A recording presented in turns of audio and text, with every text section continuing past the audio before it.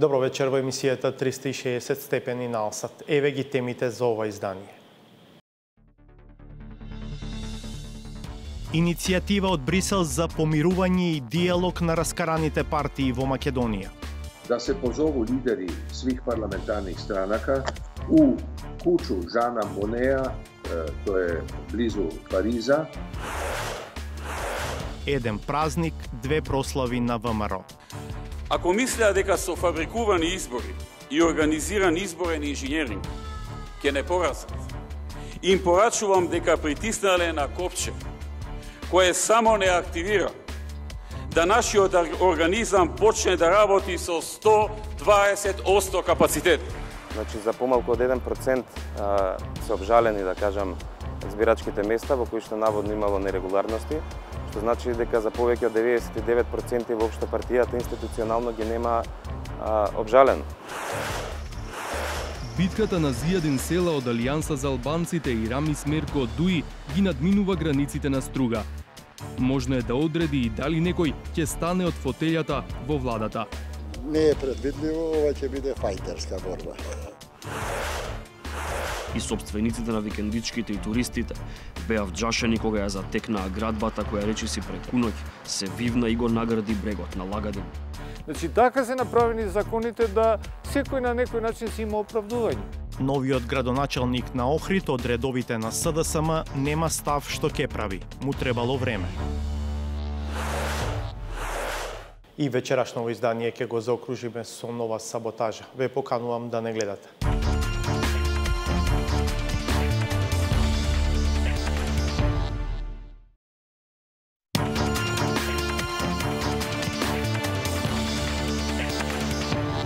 Гледате 360 степени. Брисел иницира диалог меѓу партиските лидери во Македонија за да се најде минимум консензус за општествено важните прашања. Механизмот што сакаат да го искористат европските дипломати е испробан на други земји и предвидува затворени сесии на лидерите далеку од очите на јавноста и медиумите близу Париз во куќата на Жан Моне, еден од татковците на обединета Европа. Оваа идеја ја открива известувачот за Македонија во Европскиот парламент Иво Вајгл во краткото интервју со Владимир Мирчевски, во кое тема се и политичката ситуација во Македонија, шансите за отворање на преговорите за членство со ЕУ, односите во ВМРО-ДПМН. Господине Вајгл, како ја гледате ситуацијата во Македонија 4 месеци по формирањето на новата влада и по првиот круг од локалните избори? Јас сам заправо јако задоволен због тога јер се ситуација у Македонија очигледно нормализира. Очигледно се појачало поверење људи у власт, па и у ову владу. Мислим да е влада озбилно започела некакву нову, другачију политику, така да Македонија не буде више схвачена као проблем у југоисточној Европи, него една од држава која са правом претендира на то да постане чланица Европске Унија. Што може Брисел да направи за Македонија? Например, можно ли е скорошно отворање на пристапните преговори со Европската Унија? Па јас се искрено надам да ќе на основу динамике која треба да буде таква какву ми осеќамо сада и видимо, бити донета одлука да се започне преговоре. Сада, јас се не би усудио да говорим о томе кој ќе бити тајминг тога, свакако о томе ќе одлучивати и Савет, и Комисија, али могу речи то да е расположение сигурно позитивно. Каква треба да биде улогата на Грција во оваа ситуација? Грчка има битну улогу, али мислим да е задатак свих оних кои желе напредак Македонија, кои желе стабилизирање односа и меѓудржавних и иначе унутрашних на југоисточном делу Европе, да врше утицај, да не кажем притисак на Грчку да попусти. Ја мислим да треба преговарати и градити односе прагматски и чини ми се да е влада gospodina Zaeva i ministra vanjskih poslova Dimitrova da je krenula dobrim putem, da je omekčala probleme. Jedan je naravno najevidentniji dokaz i dostignuće je sporazum sa Bugarskom, ali imam dojam da i kada je reč o Grčkoj, da se tu stvari polagano menjaju i da se menja i diskurs, da se, ako se prati i medije u Grčkoj, malo je popustila ta jedna tvrda linija i nadam se da će i sa grčke strane doći do pragmatizma i fleksibilnosti u tom pogledu. Што со однесувањето на ВМРО ДПМН како опозиција? Вие неодамна се сретнавте со така наречените реформатори од ВМРО ДПМН. Na mene je ta grupa ljudi napravila izuzetno dobar dojam. Mislim da je reč o dobronamernim ljudima. Mislim da je reč o ljudima koji i u svojim porodičnim, rekao bi, analima imaju tu privrženost VMRO i ja verujem da ta grupa donosi sveže ideje, sveži pogled. Posebno mi je imponiralo to kako oni vide svoju moguću ulogu, odnosno ulogu jednog naprednog, reformiranog VMRO-a u unutrašnjoj politici kao partnera, kao nekoga koji radi sa vladom na zajedničkim zadatcima u dobro države i naroda i koji također zastupa politiku otvorenosti prema svim susjedima.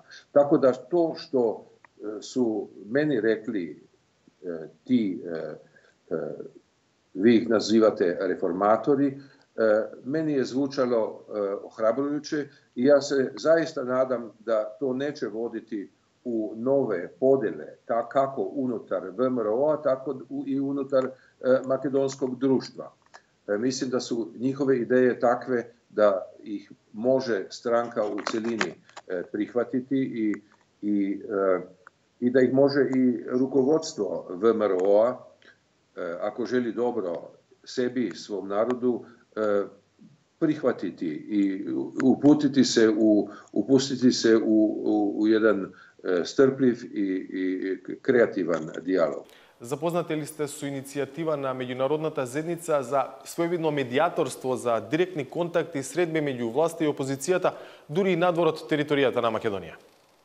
Jeste, o tome smo razgovarali sa svim liderima parlamentarnih stranaka kad sam bio u Skoplju zadnji put, još kad smo bili nas troje medijatora, gospodin Kukan, gospodin Fleckenstein i ja. Tada smo se dogovorili da ćemo ponuditi jedan mehanizam, jednu tribunu sa kojim raspolaže Evropski parlament, a to je proces Jean Monnet dijaloga i to je jedan isprobani način da se pozovu lideri svih parlamentarnih stranaka u kuću Jeana Monneta, to je blizu Pariza, i da se u otvorenom i konstruktivnom razgovoru, bez prisustva medija, bez kamera, znači u jednom direktnom, ličnom kontaktu,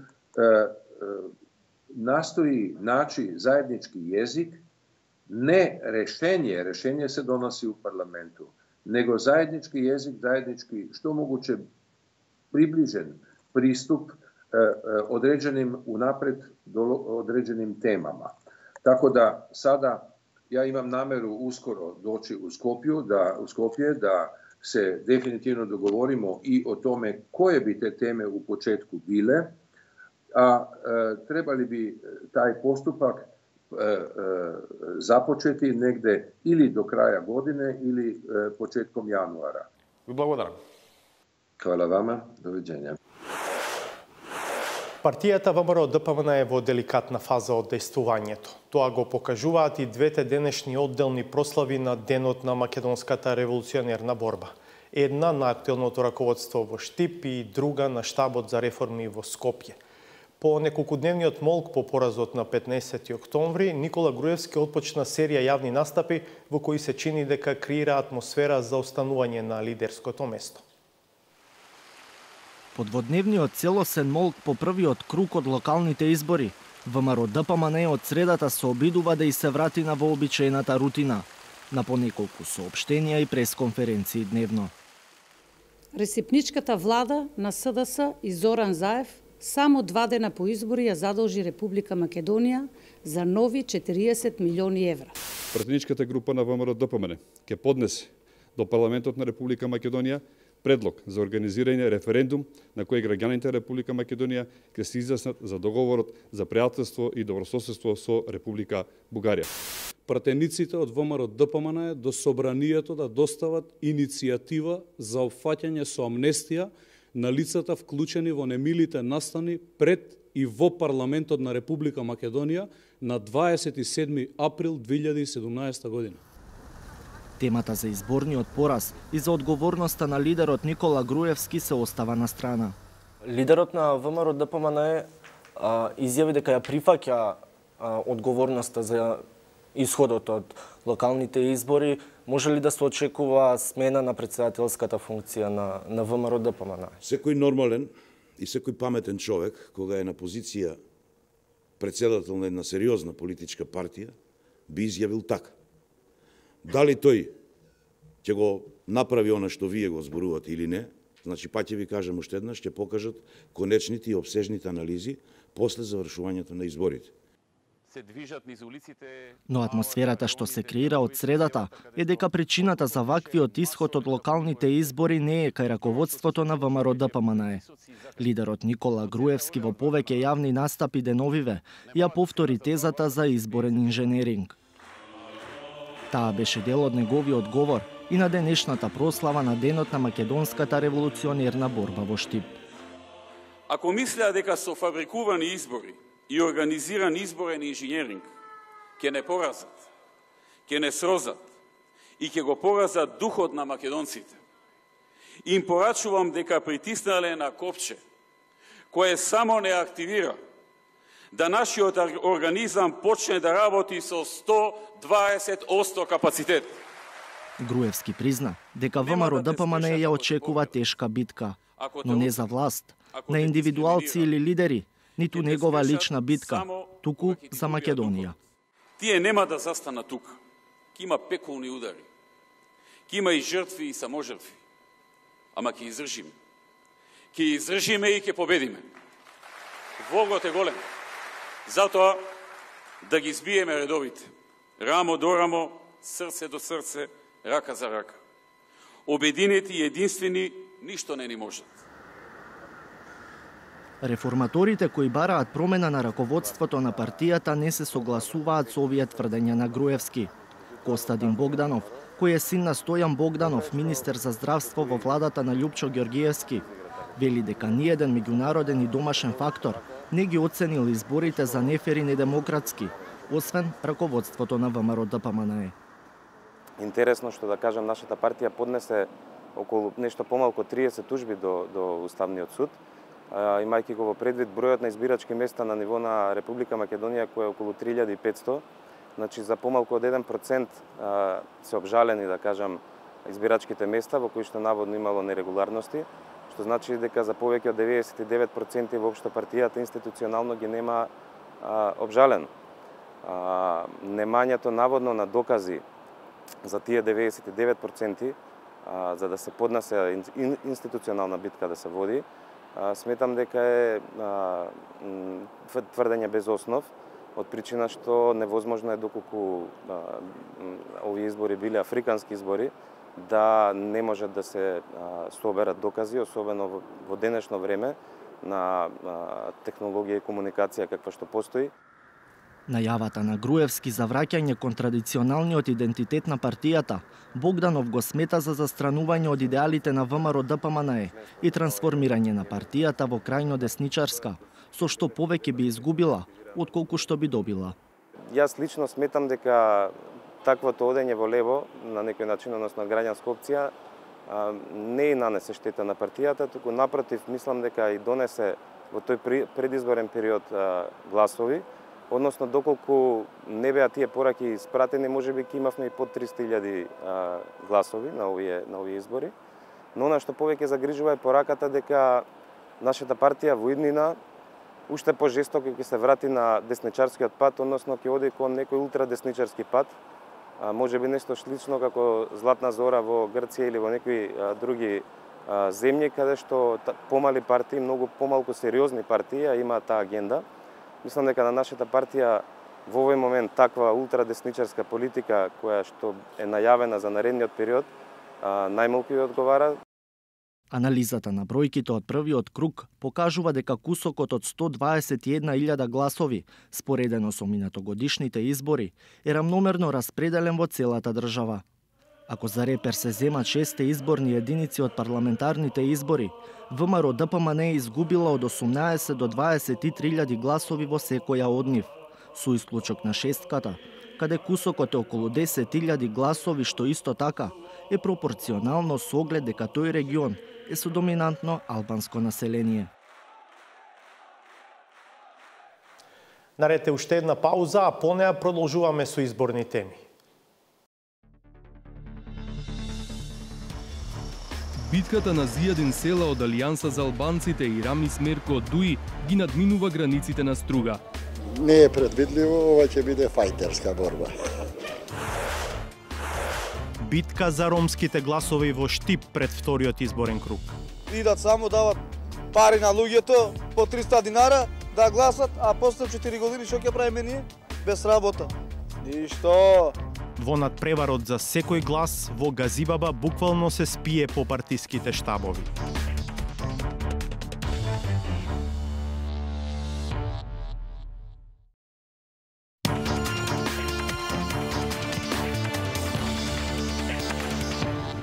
Струга и Гостивар се општини во кои за превласт се борат владините партнери Дуи и Алијанса за албанците. И двете општини се политички и етнички комплицирани, што ги прави крајно неизвестни овие локални битки кои имаат и пошироко државно значење.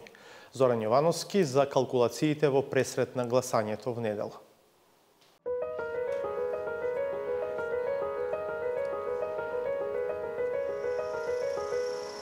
Битката на Зијадин села од Алијанса за албанците и Рамис Мерко Дуи ги надминува границите на Струга. Бидејќи освен што ќе пресуди кој ќе седне во градоначалничката, можно е да одреди и дали некој ќе стане од фотелјата во владата. Партнерите од Илинденска број 2 одбраа различни страни за локалните избори, а Струга е една од општините во кои најдиректно им се вкрстуваат интересите. Mendoj se do na mbështesi së paku antarësia e LSDM-s, sepse ka një marrëveshje paraprake për këto zgjedhje lokale të 2017-s. Ju e dini fare mirë në shumë komuna Bashkimi Demokratik për Integrim ka përmbajtur LSDM-n dhe LSDM-ja në shumë komuna ku ka ngaruar kandidatët e Bashkimit Demokratik për Integrim i ka përmbajtur në rundin e parë. Kjo marrëveshje ekziston edhe për rundin e dytë. Neve kemi paralajmëruar bashkëpunim të ndërsjellë me Lëvizjen Bes për raundin e dytë zgjedhje. Se në fundit ky ishte mesazhi dhe vullneti i qytetarëve në raundin e parë zgjedhor. Dhe bashkëpunimi ynë do të jetë prej Likov dhe deri në Strug. Во првиот круг најмногу гласови, околу 9300, освои Зијадин села, а Рамис Мерко го поддржаа 1400 стружани помалку, вкупно 7900. Но ако СДСМ, чиј кандидат во првиот круг освои 7140 гласа, реши да ги мотивира своите гласачи да го поддржат Мерко, кандидатот на Дуи во вториот круг би можели да ги дуплира гласовите. Шанса за села да остане конкурентен се 1060 гласачи кои го поддржаа кандидатот на Беса во првиот круг, како и 4150 гласачи кои отидоа за кандидатот на ВМРО ДПМН. Бројките покажуваат дека одлучувачки во вториот круг се околу 11.000 гласови на македонците во општината. Македонското гласачко тело е една солидна бројка и во Струга. Меѓутоа, вие имавте некои јавни изјави кои што може да се протолкуваат како навредливи за македонците. Како очекувате тие гласови да ги привлечете? Unë vjen keq që edhe gazetarët tani më janë bërë pjesë e një kampanje të udhëhequr nga ana e vëmërave të DPMN-s kundër meje, në kohën kur zgjatte kriza parlamentare dhe që priteshte kriza politike, akoma pa u krijuar qeveria. Bëhet fjalë për keqpërdorim të shfrytëzim të një kampanje drejtuar kundër meje nga ana e vëmërave të DPMN-s, duke i nxjerrë nga konteksti fjalimet e mia, të cilët edhe paraqitjet e mia publike, të cilët i kemi në mënyrë që të nxjin figurën tim politike përpara Maqedonisë. Во потрагата по дополнителна поддршка, без свој багаж не е и Рамис Мерко. Како поранешен градоначалник, во неколку наврати беше во фокусот на јавноста, не само поради добри причини. Стружани се свесни дека партиската боја ќе биде важна за тоа како ќе гласаат в недела, но велат дека ниту еден лидер не ги носи гласовите в джеп. Не е предвидливо, ова ќе биде фајтерска борба. Значи, на рамноправни противници. Така е моето размислување. Прво прашање се овие договори како се направи партички, тоа не се знае како ќе постапи народот. Ato jo, nuk kam aq tepër njohuri se nuk mirëm edhe shumë tepër me politik, por shpresoj që atë që ka thash, besoj se do të arrijë qëllimit, që do të fitoj. Se si ku do t'i marrë fitoret, ato e dim vetë. Për këtë nuk e dim, është në pikpyetje, është në dorë të vetë qytetarëve Strugës, nuk di, s'kam përgjigje për këtë. А може би најинтересна ќе биде битката во Лабуништа, каде живеат над 10.000 жители. Дел се албанци, дел македонци муслимани. Етничкиот и верскиот состав, како и големиот број, ги прави најголемото ловиште за гласови пред вториот круг. Јас лично, како македонски муслиман, предлагам, значи, да се одлучи и македонскиот народ, ако излезит, да одлучи за подобриот. Нека победи подобриот и нека гледа на назад годиње кој што има направено за ова село и за ова општина. Сите ветуваат, а уствари никој не исполни. Исклучиво своја волја, како ќе ти односи тоа себе паметно, така си и давате гласовите. Нема тоа дека сите се одредени партии се определени. Не мога да ви кажам вака во јавност, а од прилика се знае кај ќе одите. А поделени ли се жителите на овие села политички? Моментално беа поделени. По овие избори што поминае, беа поделени, али сега ќе има здружување на избори веќе имат. Покрај Струга и во Гостивар за градоначалнички мандат се борат кандидати на Алијанса за албанците и ДУИ.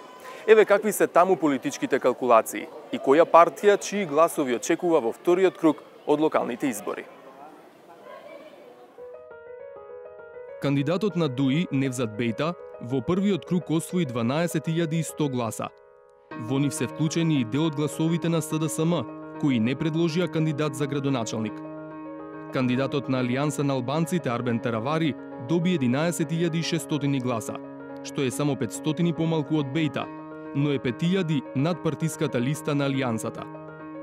Договорот со Беса би требало да значи потенцијал од околу 3.000 гласа плюс за него, иако партнерствата на централно не значи дека доследно ќе функционираат секаде и на локално ниво. Во Гостивар има и неколку илјади гласа на турците, поделени во две партии. Бејта калкулира со гласовите на останатите партии на албанците во општината и со директната поддршка што ја доби од премиерот Зоран Заев. Ние го поддржуваме визијата на премиерот за иднината на нашата држава. Уште еднаш добро ни дојде во нашиот град Гостивар пред нашите граѓани на нашиот град. Знаете дека од другата страна имаме против кандидат кој што е министер во мојата влада. Знам дека не му е по кејф кандидатурата на доктор Арбен. Мене ми е тоа јасно. И затоа јас предлагам да постигнеме договор во Гостивар. Ај сите да си ја гледаме нашата работа. Јас да бидам премиер, докторот да си ги гледа здравството, Невзат да си ја гледа општина. дали ВМРО ДПМН јавно или тајно ќе даде поддршка на некој од кандидатите во Гостивар, останува во сферата на шпекулациите. Особено ако се има предвид дека нивната кандидатка Дафина Стојановска имаше 1000 гласови помалку од листата на ВМРО ДПМН во првиот круг. Арбен Таравари е свесен за калкулациите. За одлуката на СДСМ да го поддржи Бејта, мисли дека нивните гласачи нема да бидат толку дисциплинирани за да направат пресудна разлика. LSDM-ja parimisht do ishte mirë që të rije indiferent. Unë i kam kërkuar edhe kryeministrit Zaev që të ketë qëndrim indiferent. Do me thënë në Gostivar, në Struk, atje ku kandidojmë ne. Por për fat të keq nuk ndodhi. Kështu LSDM-ja nuk na është treguar se LSDM-ja ka ndonjë marrëveshje me BDI-n që mos kandidon njerëz në Gostivar, në Tetov dhe në Çajir. Mos kandidon kandidat për LSDM-s. Asnjëherë në këto 27 vjet nuk ka ndodhur që LSDM-ja mos kandidon kandidatin e tyre në raundin e parë. Sikur LSDM-ja të kishte kandidat në raundin e parë, diferenca ndërmjet meje dhe Zotri Betës dhe ishte parafërsisht 2000 votë. Поради ова, за Алијанса за албанците е оправдано партнерството со опозицијски субјекти. Дали соработката со Беса е ризик за останување во влада? Absolutisht jo. Ne e nisim bashkëpunim me Lëvizjen Besa, mendojmë se duhet ta përkrajmë njëri tjetrin. Nuk ka asgjë të keqe, në qoftë se e keni parasysh se Lëvizja Besa ka qenë kandidate për ty në këtë qeveri reformatore dhe vazhdojmë të mendojmë se përsëri ato duhet të jenë pjesë e qeverisë në të ardhmen, a kjo asgjë nuk prish në relacionet e qeverisë. Гостиварци ги знаат математиките на политичарите, но сите не мислат дека така ќе биде и на денот на гласањето. Без разлика што ќе викат лидерите на партиите, тие што не сат, гласачите ќе гласат по свое. Одлучувачка ќе бидат неутралните гласови на граѓаните, тие што не гласали и од македонските партии зависи како се договориле тоа. Ако се сега направат некоја коалиција измеѓу партиите, можда и ќе има и промени во тој смисол, меѓутоа пак народот ќе одлучува. И зависи од партиите како ќе се организираат, како ќе се договорат и така натаму. Пред гласањето в недела, влогот за сите партии на албанците е голем. Дуи се бори да ја потврди доминацијата, а Алијанса за албанците и Беса да останат релевантен фактор на политичката сцена. Неизвестно е и во Штип и во Скопска Газибаба, во кои се соочуваат СДСМ и ВМРО ДПМН. Кандидатите на владачката партија сметаат на победничката атмосфера креирана по првиот круг, а кандидатите на опозицијата се уште власт на локално ниво и се надеваат дека и Штип и Газибаба ќе го задржат атрибутот бастиони на ВМРО ДПМН. Сликата и математиката од терен ја има Славица Филиповска.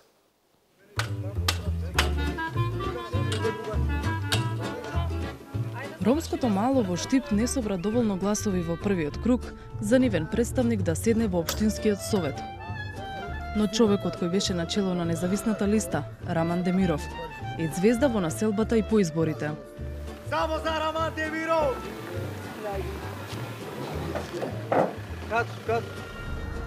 Листата на Демиров освои 536 гласа. Очекувал многу повеќе и барем едно место во советот. Но вели дека неговите поддржувачи пополниле повеќе неважечки отколку важечки ливчиња. Посебно на ромската популација се каже дека се гласа по еден број од двете личиња, не да заокружуваат по 2, 3, по 3, 4 личиња, по 4 броја.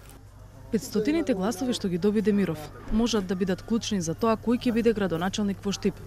Разликата меѓу кандидатот за градоначалник од редовите на ВМРО ДПМН Илчо Захариев и Благој Бочварски од СДСМ е само 36 гласа по првиот круг. Од мене нема да добие поддршка ниту еден градоначалник, затоа што јас не може да одлучувам кој за кого ќе гласа. Ромите си го дадеа гласот за мене, а не за нив. Значи, останува мојата препорака самите роми да се одлучуваат. Ја ќе го кажам точно. И другите жители на Штипското ромско мало велат не го даваат гласот на друг. Но сведочат и дека стигнале првите понуди. На кој да му гласаме? И кој да го остават, никој не ни помага. Џабе, тука. Идат само, дават пари на луѓето по 300 динара да гласат, а после 4 години што ќе правиме ние? без работа. Ништо. За никој не го дам. Глас не се дава. Одеби што е тоа таму. Тоа Тексас. Нема ништо живо. Ја погледнав тука од главната улица, погледнав што е. Погледнав што е. Еден чистач нема. Не давам подршка, да. На мене што ми дадеа на мене? Ништо не дадеа. 2 деца имам. Школа имам, да речеме. Работа немам. На мене ми треба работа. Деца имам. Што ќе јава тоа? Покрај Раман Демиров, партијата Левица е единствената која освои гласови во градот, а што не беа за СДСМ или за ВМРО ДПМН. Нивното конто е 600 гласа, што значи исто така доволно за да бидат решавачки во трката за градски татко. Од партијата велат дека не ни помислуваат да ги пренасочуваат гласачите. Колку е важен секој глас, покажува и објавувањето коалиција на СДСМ и ВМРО Народна партија во Штип. Изборите ние сме заедно појачени со ВМРО Народна партија. Иако партијата на Ливчо Георгиевски воопшто не учествува на локалните избори. И Захариев доби ветер во грб од централата на партијата со работната посета на генералниот секретар Христијан Мицковски. До овие избори Штип важеше за еден од бастионите на ВМРО ДПМН. Партијата ја имаше локалната власт од 2009 година. Сега СДСМ повторно има мнозинство во Советот, а нивниот кандидат Благој Бочварски се бори за градоначалничката функција. Тој тврди дека нема директни преговори за гласовите на Левица или на Демиров, туку бара поддршка од секого, одејќи од врата на врата. Овој резултат е најтесен досега во нашиот град. Мртва трка, јас би рекол, целосно изедначени сме во гласовите, јас и мојот против кандидат. Во овој дел од кампањата ќе се фокусирам буквално на секој гласач, на секој граѓанин, нема да ги делам дали се тие и не знам кој за кого гласал буквално во првиот изборен круг. Ќе се посветам на сите гласачи и на сите граѓани, ќе испратам пораки преку медиумите, преку вас до сите граѓани на општина Штип, меѓутоа ќе разговарам со секој буквално затоа што секој граѓанин ни е важен. Активен е и неговиот против кандидат. Мисијата на Илчо Захариев од ВМРО ДПМН е, кој е и актуелен градоначалник, е да ја задржи тесната предност. Како локална самоуправа, им се обраќаме до сите пензионери, до сите ранливи групи и за сите лица со посебни потреби, дека секој вторник ќе биде бесплатен ден за користење на услугите на бањата Кежовица за нив. Ние како општина ќе обезбедиме и бесплатен превоз до бањата и од бањата до нивните домови. Дали Захариев преговара за гласовите на Демиров или Левица? Не добивме одговор во неговиот штаб. Не откри ништо повеќе и во телефонскиот разговор. Ни рече дека ќе не побара во 2019-тата, кога планира да се кандидира за претседател на Република Македонија. Во крајно неизвестната битка за градоначалник на Штип, веќе почнаа да се употребуваат и недозволени удари.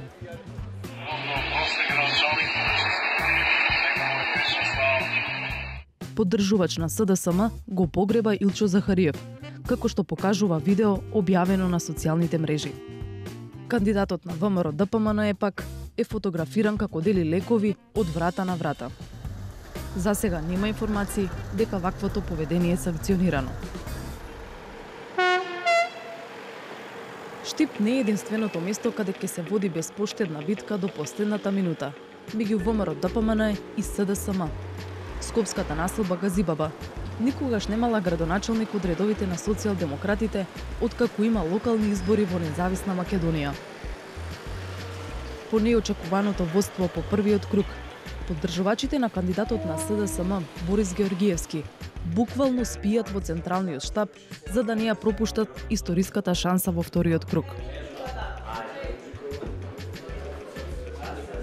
По првиот круг, Борис Георгиевски доби околу 1000 гласа повеќе од кандидатот на ВМРО ДПМН Тони Трајковски, кој е и актуелен градоначалник на општината.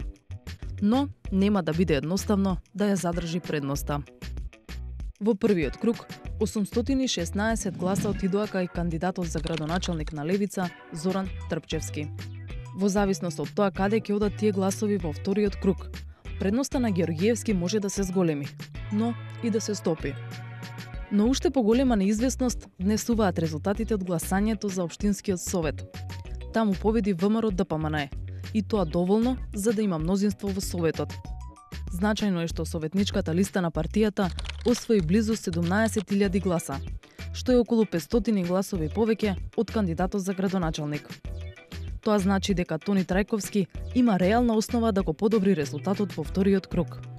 Од друга страна, листата на СДСМ освои 15.600 гласа, што е околу 2.000 гласа помалку од нивниот кандидат за градоначалник.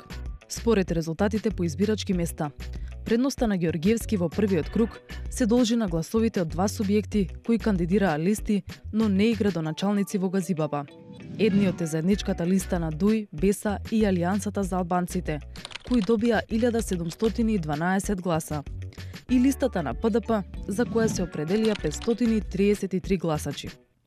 Дали овие гласачи повторно би излегле во толкав број е неизвестно, особено поради се поголемите разлики меѓу блокот СДСМ ДУИ наспроти партнерството на Алијансата за албанците и БЕСА. Борис Георгиевски од СДСМ сепак вели дека во најмала рака очекува да го повтори резултатот од првиот круг, што би било доволно за победа.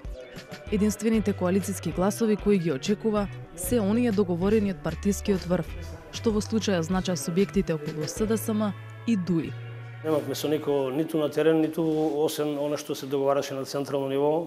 Ви потврдив 23 политички субјекти кои што се појавија и во општина Газибаба, кои што ја поддржаа мојата кандидатура и кандидатурата на советничката листа за советот на општина Газибаба.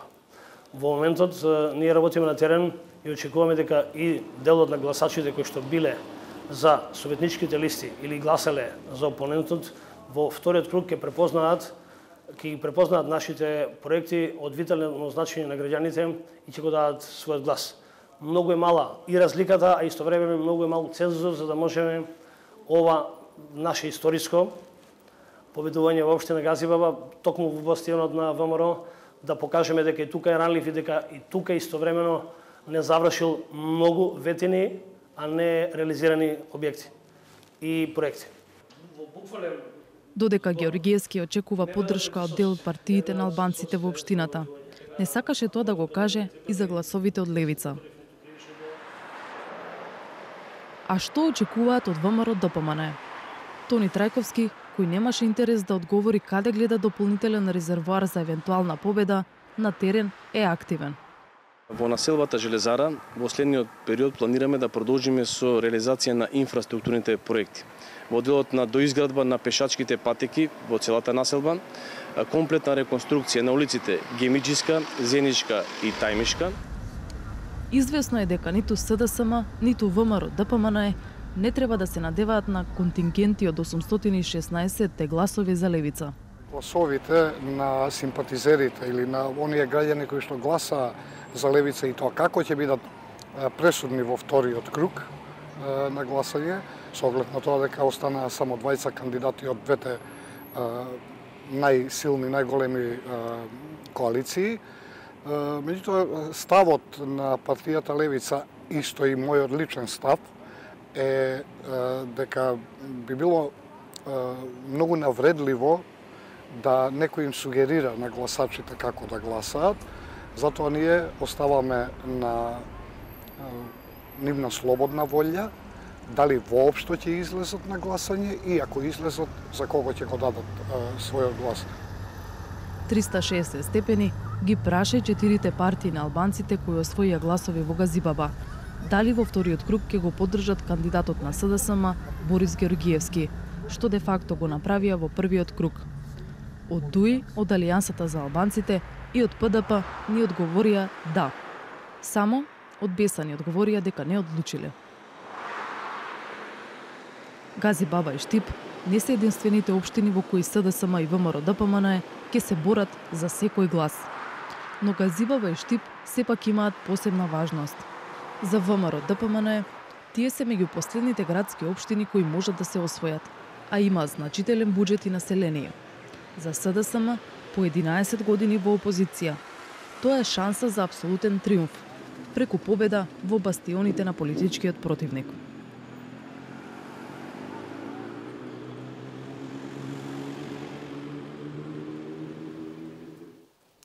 Имаме уште една пауза по која, освен саботажата, ќе гледате. и собствениците на викендичките и туристите беа вџашени кога ја затекнаа градбата која речиси преку ноќ се вивна и го награди брегот на Лагадин. Значи така се направени законите да секој на некој начин си има оправдување.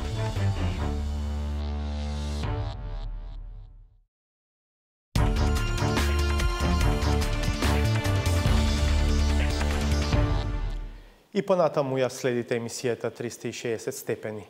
Многокатната карабина која никна во Охридски Лагадин на неколку метри од езерскиот брег ги мобилизира собствениците на куќи во ова населено место да тропнат на многу врати за да алармираат за последиците ако оваа градба биде прогласена за легална.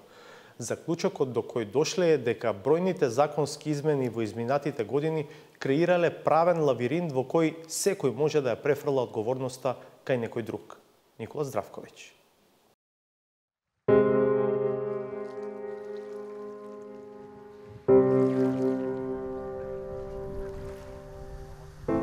Охрид во есен има посебен шарм. Дури откако ќе помине туристичкиот шпиц, мирисот на рана есен внесува неповторлив мир за добронамерните патници. Неизоставен дел од тој шарм е и Охридското крајбрежје со своите живописни населби. Една од нив е и Лагадин. Изминативе 50 години, стотина луѓе таму подигнале викендички во модерен стил, а последниве десетина години во летниот период во населбата врие од луѓе. И собствениците на викендичките и туристите беа вџашени кога ја затекнаа градбата која речиси преку ноќ се вивна и го награди брегот на Лагадин. Насреде на селбата и на самиот раб на регионалниот пат кој води кон Свети Наум и границата со Албанија, никнато е здание кое би требало да представува хотел. За лагадинци, ова е пример за урбанистички криминал. Населбата е градена по урбанистички планови, донесени уште 60-тите години предходниот век, нели? Со дополна од 78 година и така натака, 87 година. И што се случува наеднаш? Наеднаш се поништуваат урбанистичките планови, нели?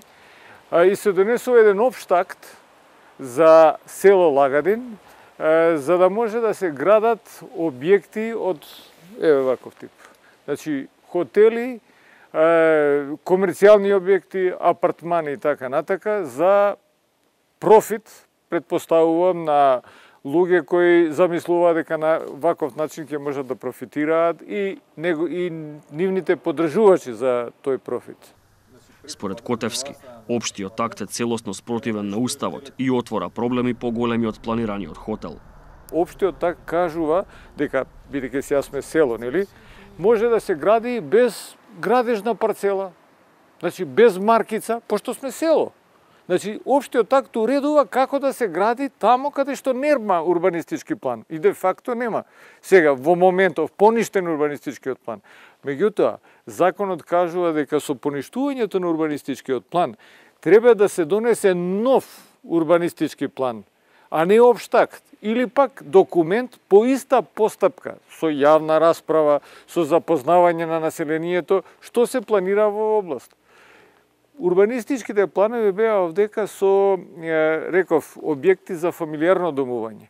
Сега, општиот так кажува дека секој, погледате, од малечкиве куќички, може да си сруши куќата и да направи хотел. Двајца од мештаните веќе покажале амбиции да ја искористат великодушноста на општината и да изградат или прошират објекти кои во лагадинскиот амбиент би делувале безмалку чудовишно.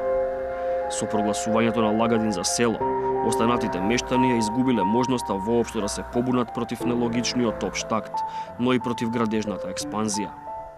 Местната заедница која постоеше пред неколку години е укината. И ние немаме право на глас никаков во општината, значи како правна форма да кажеме што мислиме за оваа населба. Затоа ние се организиравме и направивме здружение. Јас сум председател на тоа здружение, за да можеме правно да делуваме. И отидовме на сите инстанции. Државен инспекторат, Министерство за транспорт и врски, Министерство за животна средина, просторно планирање, значи Управа за културно наследство, значи сите тие институции се запознаени со проблема. Мештаните поднели иницијатива до Уставниот суд да ја оцени уставноста на општиот акт. Како сопственик на објектот фигурира извесен Никола Толевски. Лагадинци велат дека никој од нив нема контакт со него и дека понекогаш доаѓа, но ние не го затекнавме за да побараме од него одговори околу стекнувањето на дозволата за градење. Никола Бакрачевски, тогаш се уште актуелен градоначалник во чие време е донесен спорниот акт, по телефон накусно ни порача дека се е законски и дека со задоволство ќе одговори на нашите прашања во камера. Каква е улогата на општината во целата ситуација? Одговор побаравме од градоначалникот Никола Бакрачевски. Тој ни рече дека одговорите ќе ни ги даде лично тој или пак првиот човек на секторот за урбанизам. Ова ни го повторуваше десетина дена, меѓутоа непосредно пред нашето пристигнување во Охрид, престана да одговара и на нашите повици и на нашите пораки. Случајот Лагадин ги испреплетува надлежностите на повеќе институции, вклучително и Управата за заштита на културното наследство и Државниот инспекторат за градежништво и урбанизам. Врз основа на решение од 1978 година, кој им ја дава таа надлежност, првите треба да дадат мислење може ли да се гради на одредено место, кое спаѓа под општина Охрид, додека Министерството за транспорт и врски, во чии рамки е градежниот инспекторат, треба да издаде евентуална дозвола. Мештаните се обратиле до сите институции, но и тие тешко се снаоѓаат во лавиринтот од закони кои ја регулираат градежната област. Само од 2009-та, законот за градба е менуван дури 28 пати. За овие 8 години законите се толку испреплеткани да секој си е на некој начин си се оправдува во однос на кривицата на тој другиот, а тој другиот па сега се оправдува во однос на кривицата на тој третиот. Значи така се направени законите да секој на некој начин си има оправдување. Од Управата за заштита на културното наследство велат дека решението од 78 има недостатоци и затоа тоа не може да представува уреден правен акт, бидејќи со него не се точно утврдени границите на заштитените добра, како и тоа што представува заштитено добро. Управата веќе отпочнала со повторно дефинирање на тоа кои недвижности и зони спаѓаат во рамката на заштитени, а за тоа имале и средба со представници од општина Охрид. Донесен е заклучок со кој во наредниот период до финализирање на ревалоризацијата на севкупното културно наследство територија на општина Охрид, акти согласно Законот за заштита на културното наследство ќе се издаваат само за заштитеното подрачје на старото градско јадро на Охрид и поединечните заштитени добра, археолошки локалитети или споменички целини надвор од заштитеното подрачје, додека за останатите недвижности постапката ќе биде во надлежност на општина Охрид. Од управата напоменуваат и дека градоначалникот сепак е законски обврзан за секоја планирана урбанистичка промена да побара мислење од нив и мислењето да го вгради во изменувањето на урбанистичките планови. Управата за заштита на културното наследство, заедно со Државниот инспекторат за градежништво и урбанизам и Државниот инспекторат за животна средина, извршиле координиран инспекцијски надзор во секторот за урбанизам и управување со градежно земјиште при општина Охрид. Градежниот инспекторат до општина Охрид упатил барање со укажување за поништување на издаденото одобрение за градење на хотелскиот комплекс. Државниот инспекторат за градежништво и урбанизам смета дека изградбата на хотелскиот комплекс во населба Лагадин не е во согласност со основните принципи и начела од Законот за просторно и урбанистичко планирање, Законот за градење, Законот за културно наследство, Законот за животна средина, Законот за заштита на природата, како и со Законот за управување со светското природно и културно наследство во Охридскиот регион. На прашањето можно ли е уривање на оваа градба, од инспекторатот велат дека со последните измени во Законот за градба, одлуката ќе треба да ја донесат локалните власти. Во меѓувреме, мештаните поднеле и барање до надлежните за времен мораториум за изградба на нови објекти во Лагадин. Архитектот Мирослав Грчев изготвил акцијски план со кој ќе треба да се направи целосна ревизија на законите кои го засегаат градежништвото. За општиот акт, Грчев вели дека е чист пример на изигрување на правото на сметка на материјалното богатење. За него не е случаен ниту лавиринтот во законите и во надлежностите. Охридската општина во содејство со централните власти го почнаа да го третира Лагадин како да е запустено село кое никогаш немало урбанистички план и кое што немало ниту пак стручна, ниту планерска, урбанистичка и друга заштита. за да се злоупотреби законодавството од областа на планирањето, уредувањето на просторот, контролата на градбата и градбата и законодавството од областа на сочувување на природните богатства и културното наследство. Значи се работи за свесна државно-мафијашка активност во злоупотреба на највредниот ресурс, кој што во Охрид е суперпониран. Тоа е просторот, природното благо и културното наследство суперпонирани и ја прават тој супер екстра профит. Брзото действување според планот би требало да му помогне и на Лагадин, но и да превенира слични действија без разлика на географската положба, што е сличен став со оној на градежниот инспекторат. Направено е интерресорно владино тело кое што ќе ја дава политичката артикулација и поддршка на во рамките на овој акцијски план. Во него ќе учествуваат сите комори, професионални здруженија, невладиниот сектор, сите министерства инволвирани, сите независни државни организации, како што е, да речеме, катастарот, нели, Агенцијата за катастар, Агенција за просторно планирање и така натаму, ги има повеќе. Тоа мора да биде една вистинска државна мобилизација на сите кадри и на сите заинтересирани, сите експерти, воедно сите учесници во градбата и сите учесници во заштитата на природните и создадените добра, нормално и на крај невладиниот сектор, односно граѓаните кои што на јавна расправа ќе можат да земат учество. Во исчекување на расплетот се и мештаните, но инвеститорот, кој градежните активности засега ги ставил во мирување.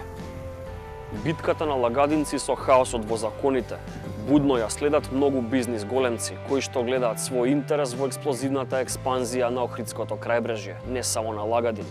Нивниот интерес, меѓутоа и битката која што ја водат жителите на Лагадин, може да ја одреди понатамошната физиономија и идентификацијски код на целото место, меѓутоа и на другите места покрај Охридското езеро, или со народски јазик кажано, ќе може да гради кој што сака, доколку ова активност биде прогласена за законска.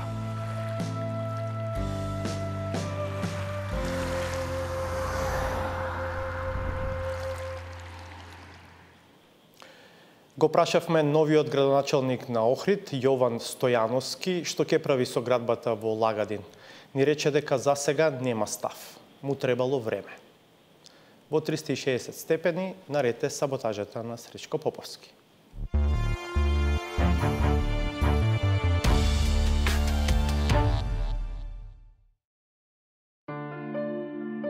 Навикнати на пристрасноста која тие постојано пласираат на пазарот како таков, готов медиумски производ, изгледа фрапантно кога самите ке признаат дека биле толку добро изработени од стратезите, што самите напразно и лошо одработувале.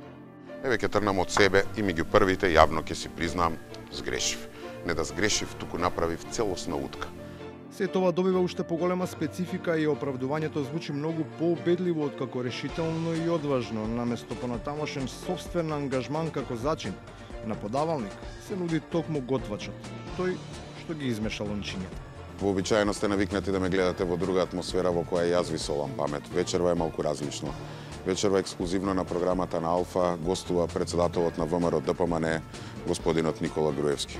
И наместо како што се очекува на вистина да ја засоли, тој кисело, не баре разочаран љубовник почна да ја отвара душата и со доза на самокритика, да раскажува дека причината за крахот е во обидот да започне нова врска, која не само што не му била возвратена, туку ја изгубил и старата. Се обидувавме да им се допаднеме на некои други. И тоа не им се допадна на дел од нашите. Од нивното лице се гледаше. Не е ниту срамота, не е ниту погрешно да се обидите да освоите и други гласови или симпатии. Меѓутоа, очигледно ние го направивме тоа доста нагло и најверојатно недоволно вешто, зашто ни беше испратена порака. Се гледаше во нивните очи. Неговите пак сопартици делумно признаваат дека таквата ситуација предизвикала емотивен дисбаланс, но одговорноста ја префрлуваат врз соперниците, кои со примена на нивните методи не дозволиле да се реализира започнатата врска, иако за таквата констатација си заслужуваат да бидат прекорени. Расположението е со помешани чувства. Помешани чувства затоа што факт е дека имаме репресија, очигледна репресија. Доста бараш изговор. Имаме ситуација во која што во 36 општини има само 20 кандидати од ВМРО и СДС. Никој друг не се осмелува ниту да се кандидира. Доста бараш изговор.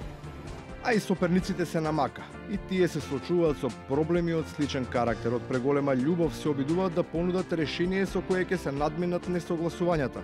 Ама така што на крајот, најмалку еден во врската не би бил задоволен. Јас предлагам да постигнеме договор во врската. Ај сите да се ја гледаме нашата. Јас да бидам премиер, докторот да си ги гледа здравството, Ревза да се ја гледа општина. Така е фер и коректно во всички. И на крајот, фер и коректно е за сите оние кои се чувствуваат напуштени и изневерени. Да си организираат конгрес, да си донесат асално раководство и да бидат соодветна адекватна опозиција. Дури и според собствените исчитани пораки, вината не треба да се бара во никој друг, освен во себе.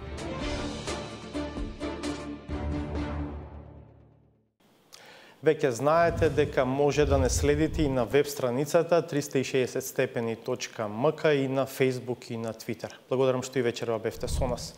Ке се видиме повторно в петок од 22:30. Пријатно.